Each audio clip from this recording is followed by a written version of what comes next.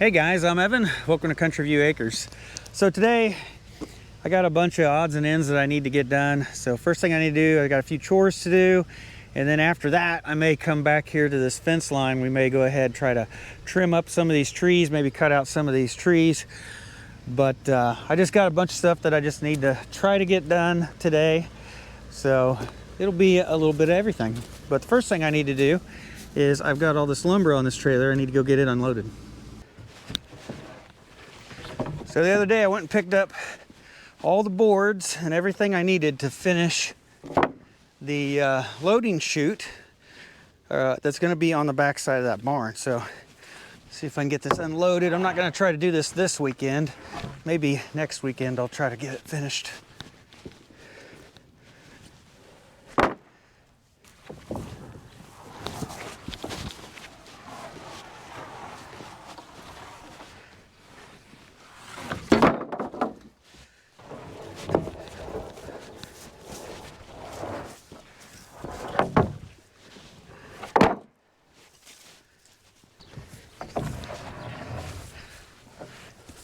What's a heavy one?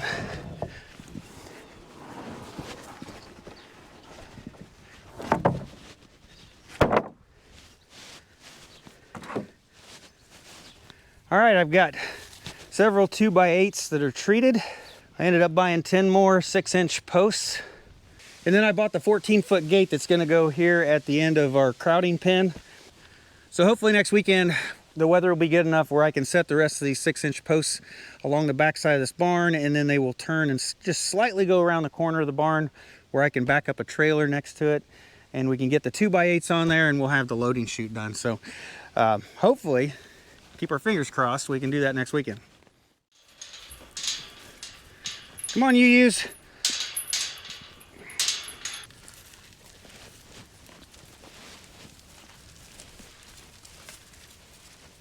So now that I got them back in that pasture, I can close this gate and I can bring a tractor in here and see if we can finally get this round bale feeder set up in here, get a round bale in it for the week.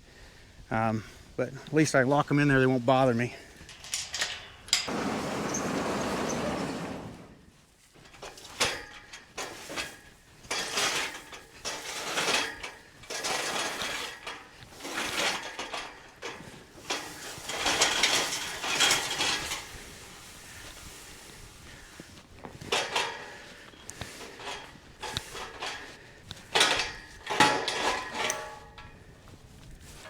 And yes, I'm going to have the feeder inside so that the hay is out of the weather and it will stay good longer. It takes about 10 days for our animals to go through a round bale, and I think that's just way too long for it to sit outside. If I fed a round bale outside, I would prefer, I think, to get 8 in about 3 days, especially with our weather that we have where it rains like every other day. So if it was drier outside, you know, that would be a different story. But around here, it's just constant rain all the time through the winter.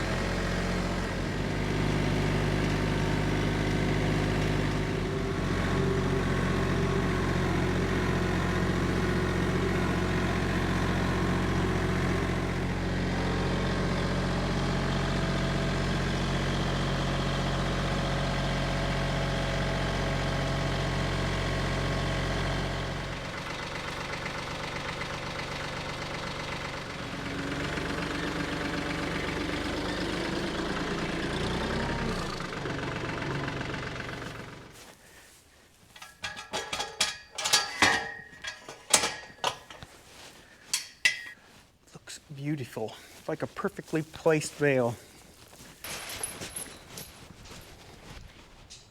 So up here in this barnyard, we got one ewe up here that we've separated from the rest of the flock.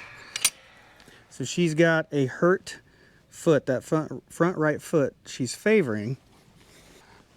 So we washed it out and we checked it, and we just found one little spot on it, and we put some blue coat on there, and we're just kind of keeping her separated for right now. We'll probably check this again later today and see how it's doing.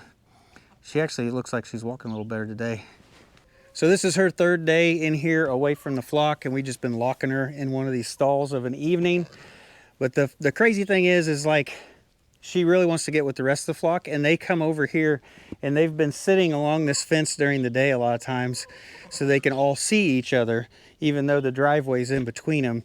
And even the cows come over here and sit. It's like they all know that they're like one big family, and they know that she's separated. And it's kind of crazy that they all sit over here so they can be close to her even though she's by herself.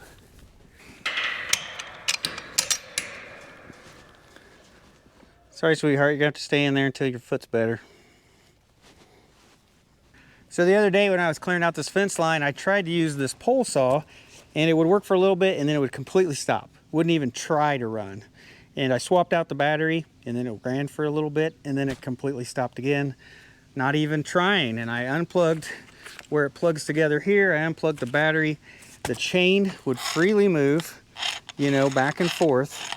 It just wouldn't even try. So I don't know if it was a temperature thing, if it was just too cold or what. So I put a new battery in it today. Didn't do anything to it. And it's working again. So I do not know why it did that. But I think I'm going to go ahead and just touch this chain up. I ended up buying a sharpener. I bought one of these 2-in-1 sharpeners. This is a steel brand sharpener, but it is for this size of chain that's on here. And at least I think it is. We'll find out. And we'll get this sharpened up and see if we can trim a few limbs over here along the driveway where we did all that work the other day.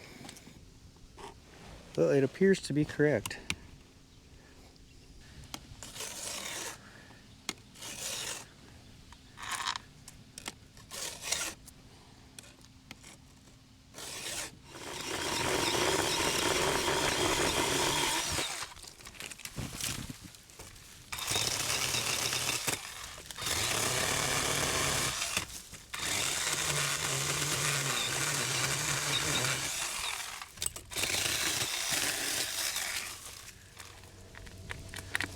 Oh, it did it again.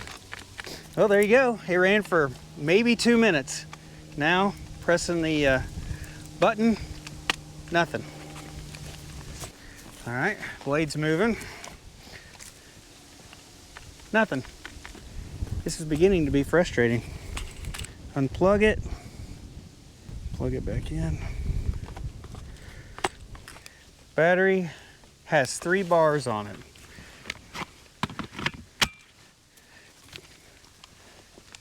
Nothing.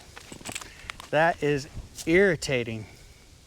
And this is the 3rd battery that I've had in this, and it's done it on 3 different batteries.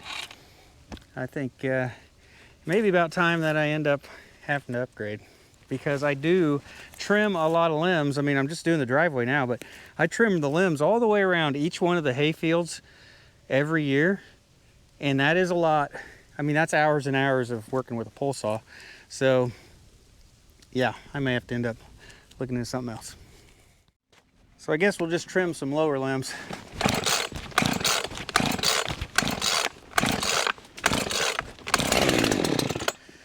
Took a few.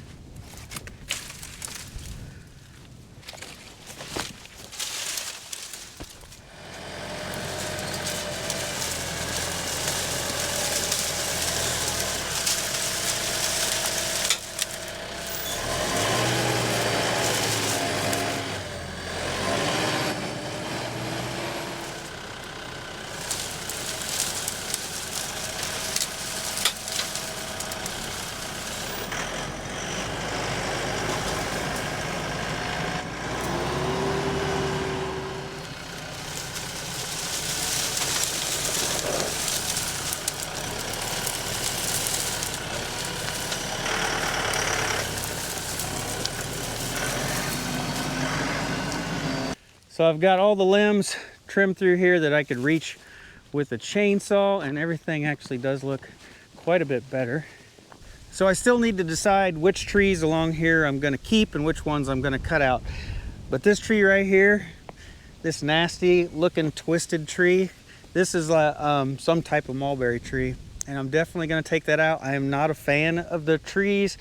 They just grow all crazy. Like, you can trim them and then they get growth right out of the side of them. They get all twisted and growing into each other. They're just not a tree that I have ever liked having around, and I definitely am going to cut this one out. Now, it does have field fencing that is actually growing right through the middle of it, and when I started trimming early on, I ended up getting right into that fence. So I dulled the chainsaw early on trying to trim these limbs, but I know when I cut this out of the ground, I'm basically going to probably tear up a chainsaw or a chain pretty good trying to get through that because of all the fencing that's inside of it. Now, the rest of these trees that are grown through here are actually not bad trees. I just need to decide which ones to keep. So on this end, this is a black walnut, and then that is a oak tree there. I'm definitely going to keep those two. And through here, we've got some black cherry, we've got oak, we've got a persimmon tree. I think we've got some young black walnuts and some young oaks mixed up in here. And then this big tree right there is a big black cherry tree. I would love to keep that one for the shade, but some of it doesn't look real healthy. I'd hate for this to fall over because we're going to be putting a new fence right along here, and I'd hate for that to fall right on my new fence. So I'm going to have to think about that one. That would be a big job to clean that up, and that's a lot of shade. I'd like to keep it. Hi everyone, how you doing? Find your round bale. Maya, you look like you've been inside the round bale. You are covered in hay. Look at that. You got it all over you. Ellie, are you ever going to get bigger? You still look like you're pretty small. You're almost a year old.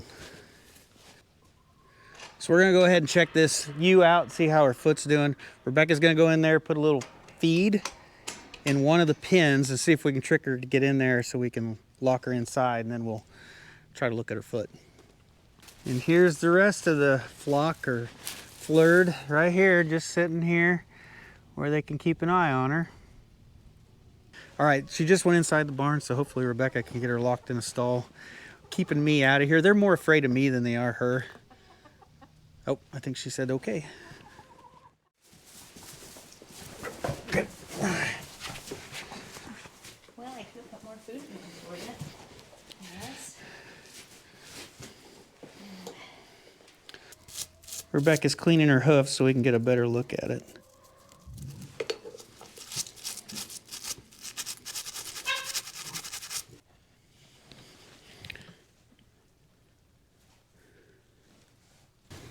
Yeah.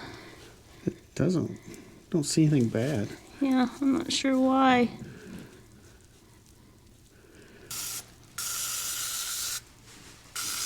You didn't wear gloves again. I know. Well, I couldn't do it with the insulated gloves. No, I meant like the latex gloves. All right, You know? I think that's good. I got it sprayed good anyways. All right, we're gonna let you up. All right, here. You're purple. And so are you. Wow. Dawn does not seem to really take this off. So we had this happen the other day. This blue coat stains your hands. And we said we were gonna wear like some kind of gloves. Let me take your flashlight off. You said you were gonna wear some kind of gloves and then forgot. Yeah. Just don't touch your face like you did the other day. Well, see, last time what happened is I was rinsing this bucket out, and it splashed up on my face. So I used my Don't do it. sleeve, and my sleeve was soaked with the purple stuff, Yeah. and that's how I got it all over And my that's face. and that's Dawn dishwashing liquid, and it does not touch that stuff. But your goat, my homemade goat's milk soap takes it right off. So yeah, something about that homemade soap will work. It's the lie or what, but yeah, it works a lot better than Dawn. She still kind of favors it, but I can't see anything wrong with it. So You okay with putting her back with the herd? I guess it's not smelly. It doesn't look infected. Yeah, she's been really stressed being over here by herself, so. Yeah. They're a herd animal. They do not like being alone. Yeah. And they miss her. Yeah, they're all over there watching. Yep. Like oh, I tied it backwards, maybe. Yeah, you got the bottom one up high. As long as they don't cross it.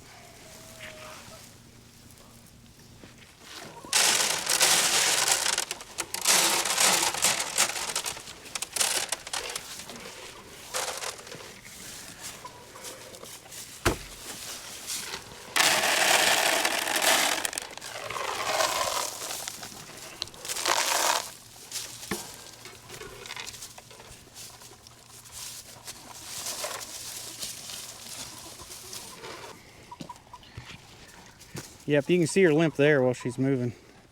She's still got a limp. Well, she's back with the herd.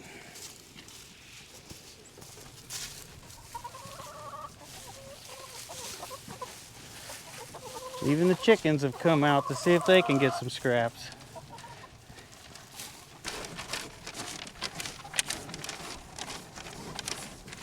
Well, we'll keep our eye on her over this next week, and if she's doing bad again, we'll pull her back over in this barn and treat her again. We had ordered some additional stuff for treating like hoof rot, even though it doesn't look like that's what it is. So we did order, Rebecca ordered a couple more different types of medicine that we didn't have on hand. And so if we need to treat her next weekend, we might have some more stuff to do it with. But we'll keep our eye on her for now, and at least she's back and not separated. That definitely caused a lot of anxiety for her and the rest of the animals. I mean, they all kind of waited up here for her a lot of part of the day, you know, like many hours of the day. They knew they were separated. So, but anyway, I think that's going to be it for this video. Just kind of a day of a little bit of everything, a little bit of this, a little bit of that. But that's normally how it actually goes around here on a day-to-day basis. But I think that's it for this video, guys. Thanks for watching. I'll see you in the next one.